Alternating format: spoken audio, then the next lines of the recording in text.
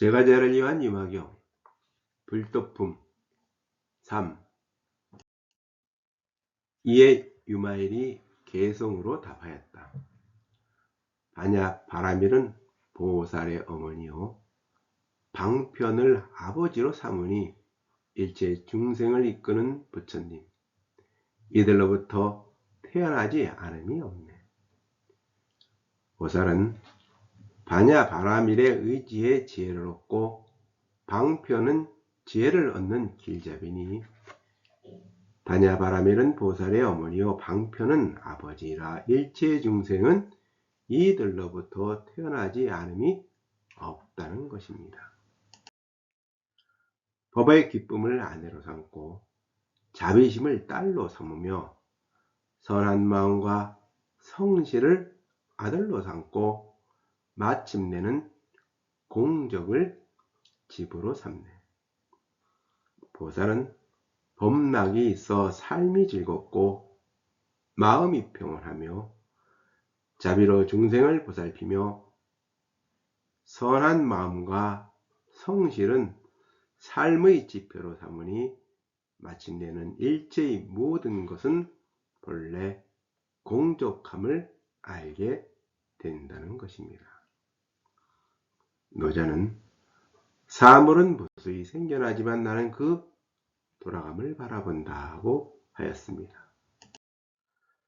세상의 무사람들은 지혜와 지식으로 사물의 근본 이치를 밝히려 들면서 자신의 힘과 재능을 뽐내며 천하에 나아가지만 나는 만물이 무수히 생겨나고 다시 돌아가는 그 심오한 이치와 정묘한 현상을 알기에 나는 나의 존재와 의미를 조용히 돌아보면서 대자연의 섭리에 나의 몸을 맡기고 살아갈 뿐이라는 것입니다. 제자는 온갖 번뇌들이니 뜻대로 보리로 전환하고 37 조드품은 선지식이라 이로 인해 정각을 이루네. 온갖 번뇌는 나의 제자들이니 이들을 뜻대로 다루어서 보리로 전환합니다. 깨달음을 얻게 하는 37 조도품은 선지식이니 이로 인해 바른 깨우침을 이룬다는 것입니다. 모든 바라밀 법문은 같은 도반이고 사서법이 긴 여가 되어 벌법을 노래하고 읊고 외우니 이것을 음악으로 삼네. 모든 바라밀 법문은 깨달음을 얻고자 함께하는 도반이며 중생을 제도하기 위한 사서법은 기냐화되어 이것을 음악으로 삼아 모두 함께 부처님의 공덕을 찬탄하고 벌법을 읽고 암송한다는 것입니다. 총지의 화원에는 무릇법이 숲나무며 깨달음의 뜻은 청정한 묘한 곳이고 해탈과 지혜는 열매라네. 총지는 진언을 외워서 모든 법을 가진다는 뜻으로 다란이의 여고입니다. 무릇법은 번뇌가 끊어진 상태나 번뇌가 끊어지게 하는 법들을 말합니다. 불법의 화원에는 무릇법이 숲이고 깨달음의 뜻은 묘한 곳이니 이로 인하여 지혜와 해탈을 얻는다는 것입니다. 8 해탈 법문의 목욕탕에 선정의 물이 고요히 가득하고 칠각지에 꽃을 베풀어 더러움이 없는 사람을 목욕시키네. 번뇌의 속박에서 벗어나게 하는 8 해탈 법문의 목욕탕에는 선정의 물이 가득하여 그곳에 들어가 열반에 이르게 하는 칠각지에 꽃을 뿌려 더러움이 없는 사람들을 목욕시킨다는 것입니다. 오신통으로 달리는 코끼리와 말과 대승도로 수레를 삼아 한마음으로 다스리고모라 8 정도의 길에서 논이네. 자유자재한 능력인 오신통을 달리는 코끼리와 말로 삼고 일체 중생을 대승도의 수레에 태우고 해탈에 이르겠다는 한마음으로 멀면서 8 정도의 길에서 논인다는 것입니다. 32상으로 외모를 장엄하게 하고 80종으로 자태를 장식하며 참개의 옷을 입고 깊은 마음을 꽃다발로 삼네. 32상 80호로 외모와 자태를 장식하지만 스스로 부끄러워하는 참개의 옷을 입고서 중생을 제도하겠다는 깊은 마음을 꽃다발로 삼는다는 것입니다. 제보로는 칠각지 제보가 있고 가르쳐 줌으로써 이자가 늘어나고 가르쳐 준 대로 수행하여 회양함이 큰 이익이네. 수행하는 사람에게는 칠각지는 제보이니 그에 따라 수행하면 공덕이 늘어난다는 것입니다. 보살에게는 칠각지 제보가 있으니 중생은 근기에 따라 이익을 얻게 된다는 것입니다. 사선을 침상과 자리로 삼고 청정한 생명으로부터 생겨나며 많이 보고 들어 지혜를 늘려서 자기를 깨닫게 하는 법음으로 삼네. 사선은 색계의 4가지 선정을 말하며 보살은 담은 제일이라 많이 보고 많이 들어 지혜를 늘려서 자기를 깨닫게 하는 법으로 삼는다는 것입니다. 감로법은 식사요 해탈의 맛은 진액이 되며 맑은 마음으로 목욕하고 개품은 바르는 향이 되네.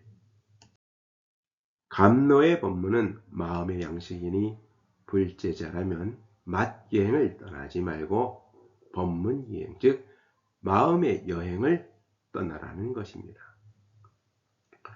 불교는 내적인 깨우침을 중요시하니 물질만 숭배하는 오늘날 자신의 마음을 들여다보라는 것입니다. 그래서 보살은 늘 청정한 마음을 지니고 계를 지키는 것을 삶의 지표로 삼아야 합니다. 번뇌의 도적을 꺾어 없애니 용기와 건장함은 뛰어넘을 자가 없어 4가지 마군을 항복시키고 승리의 깃발을 도량에 세우네. 온갖 번뇌 망상을 모두 꺾어서 뛰어넘을 자가 없으니 어디를 가나 도량 아닌 곳이 없다는 것입니다. 온갖 법은 생멸이 없는 줄 알면서도 불법을 보여주기 위해서 생을 일으켜서 온갖 국토를 다 나타내니 태양을 보지 못하는 자 없음과 같네. 온갖 법은 정멸하여 생하고 멸함이 없는 줄 알면서도 전도되어 망상에 빠진 중생들을 열반에 이르게 하기 위해서 불법을 일으켜 온갖 국토를 나타내니 이에 부처님의 밝은 지혜를 보지 못하는 자가 없다는 것입니다. 시방 3세의 무량업 열애에게 공양을 올리면서도 모든 부처들과 나의 몸을 분별하는 생각이 없네. 무수한 세월 동안 무량한 열애에게 공양을 올리면서도 생사와 열반은 함께하며 부처와 나는 둘이 아님을 안다는 것입니다. 모든 불국토와 중생이 공한 줄 알지만 항상 정토를 닦아서 못 중생을 교화하네. 모든 불국토와 중생은 공한 줄 알지만 늘 청정 불국토를 이루기 위해 못 중생들을 교화하는 한다는 것입니다. 온갖 중생 무리의 형태와 음성과 유의들을 무예력을 지닌 보살은 일시에 다 나타낼 수 있네. 불법을 바르게 깨우쳐서 무예력을 지닌 보살들은 이 모든 것을 일시에 나타낼 수가 있다는 것입니다. 온갖 마군의 일을 깨달아 알기에 그의 행을 따르는 모습을 보이고 좋은 방편의 지혜로서 뜻대로 모두 나타낼 수 있네. 바른 사람이 사법을 쓰면 사법 역시 바르고 삿된 사람이 정법을 쓰면 정법 역시 삿된 것처럼 악인이 칼을 쓰면 살인을 하지만 선한 사람이 쓰면 생명을 구합니다. 칼 자체는 선도 악도 없기 때문입니다. 그래서 보살은 마군의 일도 선한 일도 모두 다 좋은 방편으로 쓴다는 것입니다. 혹은 늙고 병들고 죽음을 보여주어서 온갖 중생을 성취시키지만 환하와 같음을 또렷이 알고 통달하여 걸림이 없네. 중생들에게는 4개의 마군이가 있으니 생로, 병사가 바로 그 마군이입니다. 장자의 양생주 편에 사람이 죽음에 조문을 하고 곡을 하는 것은 자연을 어기고 진실을 배반하는 것이며 그의 본수를 잊은 것이다. 옛날에는 그런 것을 하늘을 어긴 죄악이라고 하였다. 사람이 세상에 태어난 것은 태어날 때가 되었기 때문이다. 사람이 죽는 것도 죽을 운명에 따른 것이다. 편안히 머물며 자연의 도리에 따르면 슬픔이나 즐거움은 끼어들 수가 없는 것이다. 옛날에는 이것을 하늘의 속박으로부터 벗어나는 해방이라고 불렀다고 했습니다.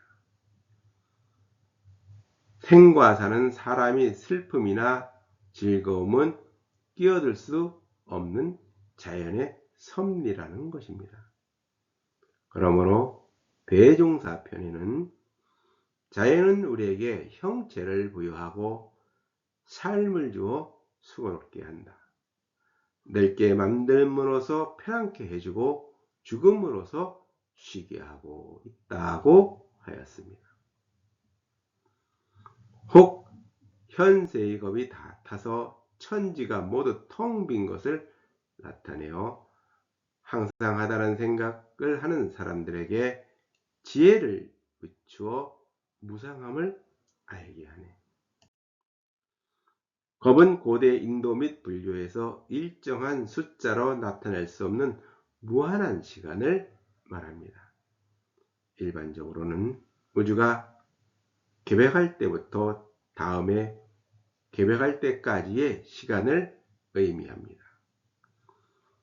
불교의 우주론에 따르면 우주는 성, 주, 괴, 공의 4단계를 반복하는데 이러한 단계에 해당하는 시간을 겁이라고 합니다.